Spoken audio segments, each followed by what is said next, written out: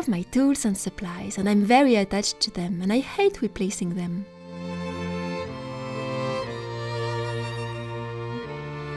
My tools are not normal tools though. They are not trendy, they are not pretty, they are not spectacular. They are very basic. But they are for sure enchanted, and they help me to accomplish all my paper magic. There is a sleeping magic within all these tools and supplies, which is only released once they get used. And when I look at them, I see the promise of the creation they will materialize, the ideas they will unlock, and who knows what happens in the studio when I close the door.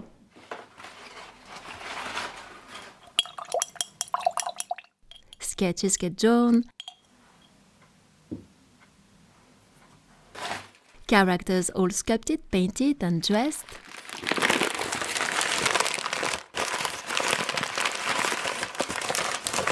They all play a part in their own modest way in the success of the final result.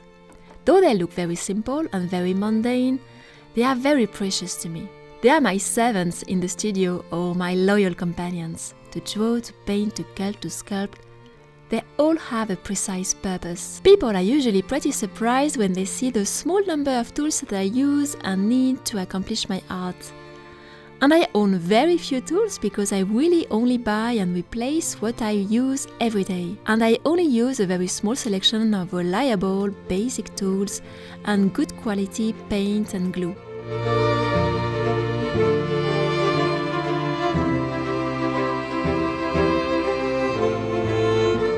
Above my desk, I have a string of paper and wire with hooks with all my collection of scissors, small and large scissors, heavy and very light ones. I found many of them at my local brocanteur, and they are very useful for all sorts of things. To cut delicate paper dresses for princesses,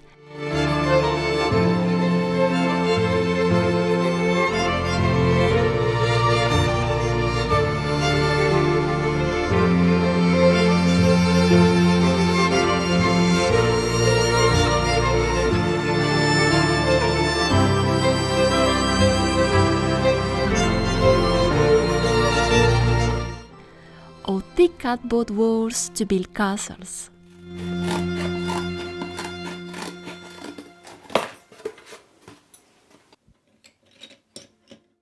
I'm very picky and selective when it comes to pencils.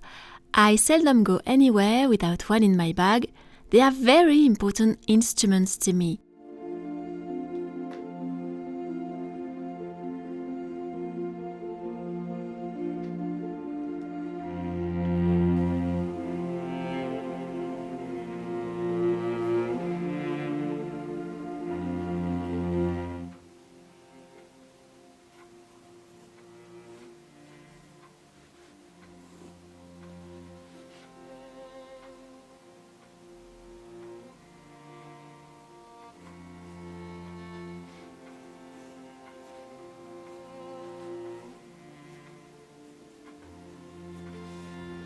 Because they help abstract, blurry, foggy ideas land on paper smoothly. And for that, I only use very soft pencils from 3B to 9B, which are extra soft.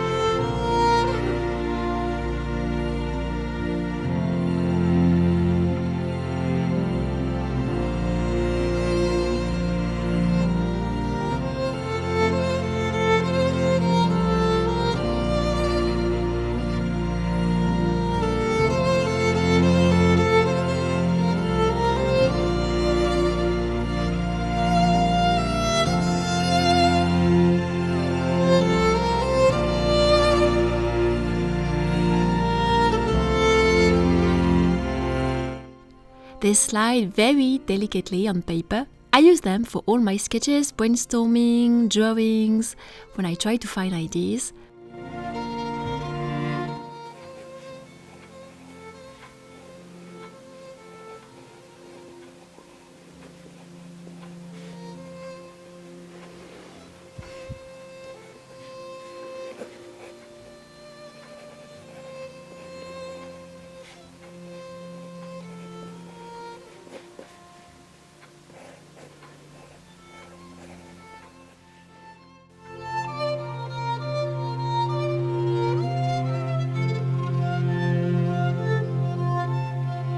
And I store them in an antique silver hotel teapot.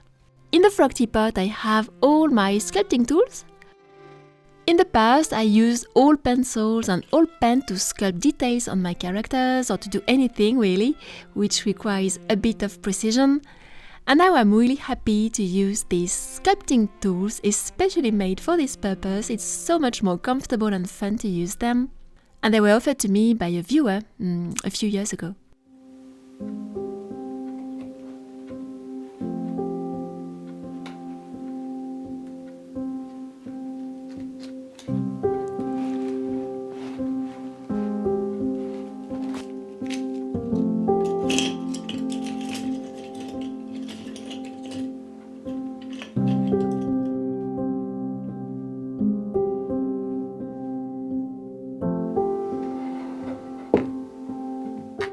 I still use acrylic paint so far, but I plan to transition to more classical and older paint techniques like watercolor, basic pigments, gouache, but for now I use my acrylic.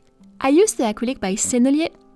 I am pretty loyal to this brand, which has been around till the middle of the 19th century, and you may have seen glimpses of their shop in Paris in a previous video. It's the perfect refuge for artists, so if you stop around, you absolutely have to visit it and to buy your supplies, your paints, your brushes and your pencils there.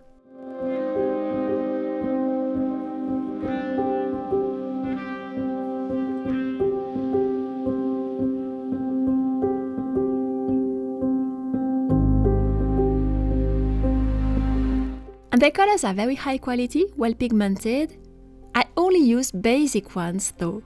Once in a while I will invest in some beautiful blue, purples, green, but they are not really colors I use very often in my art. But those who follow me and who have been in my workshops know that I mainly use three colors for, I would say, 95% of the things I do, which are red, yellow and black. I really can do pretty much all the things I like with these colors.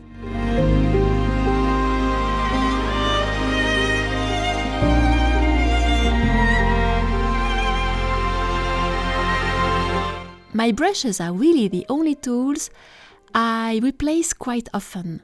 They are very cheap and I often let them dry. I'm not super careful with them, so I really don't deserve fancy ones so far. I also use their beautiful pastel, which are very good quality too, and I use them just to embellish few things here and there for my decor. Sometimes for few things on my characters, like on their hair, to add some sort of patina or things like that. I only use one glue, which works for everything, and the one I prefer is wood glue for many reasons, including the fact that it is very reliable, translucent, glues very well throughout the years. Well, it's just the perfect glue for me and it fills all my requirements.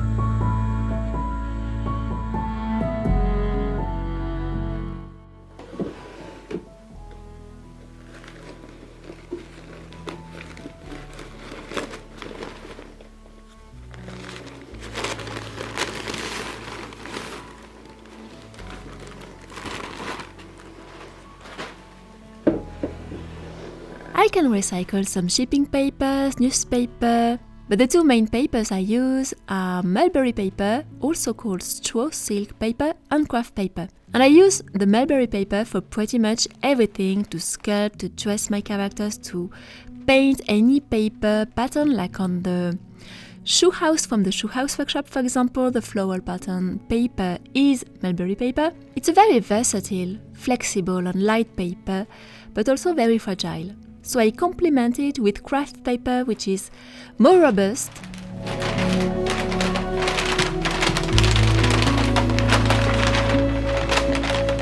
The paint lands completely differently on it, and I think they work really well together. I've worked with them for decades now. I don't think I will someday get tired of them. And the kraft paper comes in very large rolls, so I simply store it in one corner of the studio.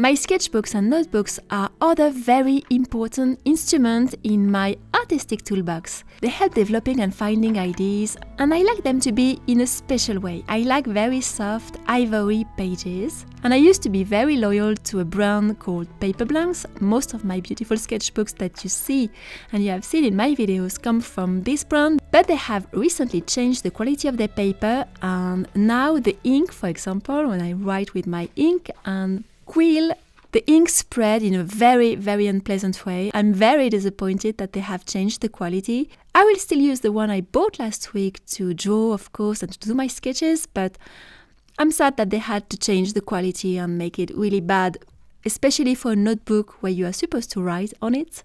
And I also have some cotton sketchbooks, which are fun, but then the paper is not super comfortable to use. It's not real paper, it's cotton, sort of cotton paper, so it's a bit different. It's just fun once in a while to play on those, but I have to say I prefer the other ones. So Wildcat that you have seen in this video belongs to a long project I'm working on this year. I will share more about her in the next video. I also have a big series of videos about Madame Denois, all fairy tales, and Wildcat herself, which is going to continue. The first video I posted in August about the old fairy tales in France, so it's going to continue this theme, and you are going to discover that very soon. I'm preparing those these days. I also wanted to remind you that if you are interested, the Shoe House workshop, the 18th century Shoe House, is going to close its doors on March 15. So if you are interested to join, just know that you still have few days to do it. You will have all the information and details under this video at learnthemagicofpaper.com. For now, I will leave you here, and I will see you very soon with all those nice videos coming and sharing more about the work I'm doing these days. Don't forget to subscribe if you don't want to miss all the nice videos coming, and I will see you very soon.